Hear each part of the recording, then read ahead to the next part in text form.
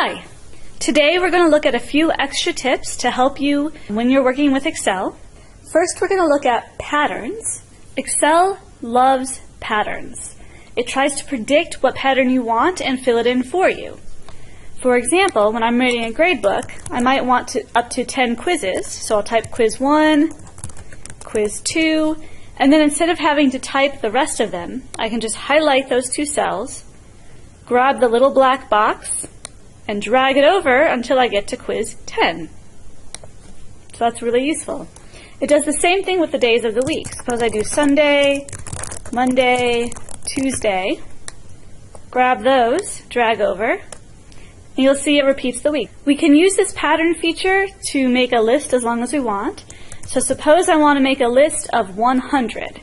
So 1 through 100, and I'm just going to highlight the 1 and 2. The 1, 2 establishes a pattern for Excel, and it's going to predict what I want next. So I highlight those till I get the little black box, put my cursor over it so it's a little black plus sign, grab it, and drag down. Now when I've dragged it down part way, you can see there's a little white box right here. That little white box tells you what number it's up to, so you just pay attention to that to go up to 100. Oops, I went a little too far. There we go. This is going to be really useful anytime you want to make a list of something where you number first person, second person, or first job, second job, etc. Now, one thing I can do is type in an equation like equals D9. Here I'm using the cell reference. Remember, cell references from the last video. Plus 5. So here I've got D9 plus 5. This gives me the equation 6.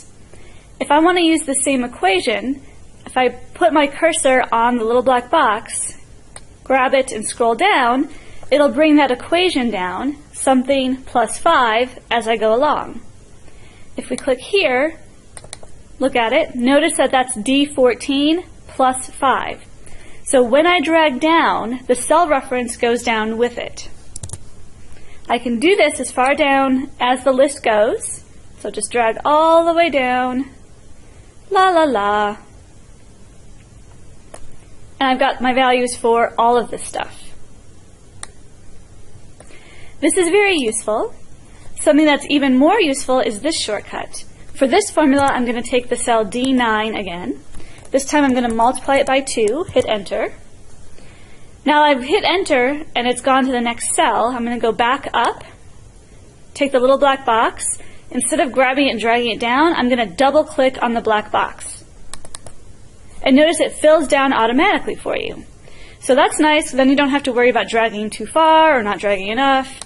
You'll notice it goes all the way down to the end, and it doesn't go any further. If we have a column like this, it will always fill straight down as long as the column next to it has a value. For example, suppose I just have these values here, and then I've got a space, and I've got 6, 7, 8, 9. If I put an equation here equals I9 times 5, I can go back up to the cell, double-click the little black box, but it only fills down to the 5. Notice it did not go down all the way here. So that's very useful. We talked about in the last video how if we want to drag things down, here we've got I11, the cell reference. Here I've got I12 as a cell reference. Here I've got I13 as a cell reference. If I don't want the cell reference to actually move, then I put dollar signs around it. So $I, $9, minus 6.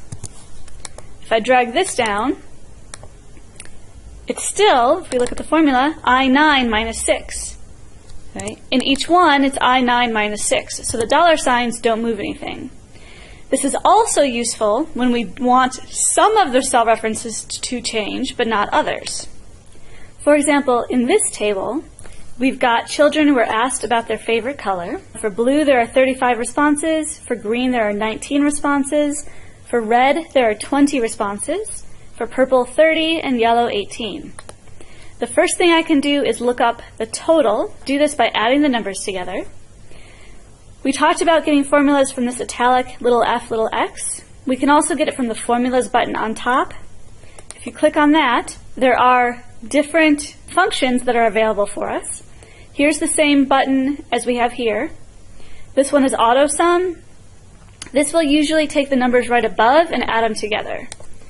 So we can do that and hit enter, and auto sum added the column above all together. Now suppose I want to know the percent of students who liked blue. The formula for percent is the amount in the category divided by the total number times 100. So I'm going to say equals cell D5 divided by cell D11 times 100. So this gives me 22.2% said that they liked blue. Now if I drag this down, the D5 will drag down for the values for the different colors, which is good, but the D11 also will drag down, and that's not very helpful, because I always want to divide by 124. I don't want to divide by what's below it. What I'm going to do is put my cursor right between the D and the 11, and I'm going to hit F4. F4 on your keypad will automatically put the dollar signs around it for you. Hit enter, then grab it and drag it down. So you can see the formula here, the D8, so that went down, but the D11 did not change. These were just a few extra tips. I hope they were helpful.